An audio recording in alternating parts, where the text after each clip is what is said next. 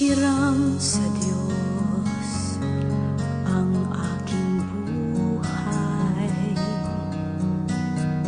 Ikaw at ako'y tanging handog lamang. Di ko ninais na ako'y isilang, ngunit sa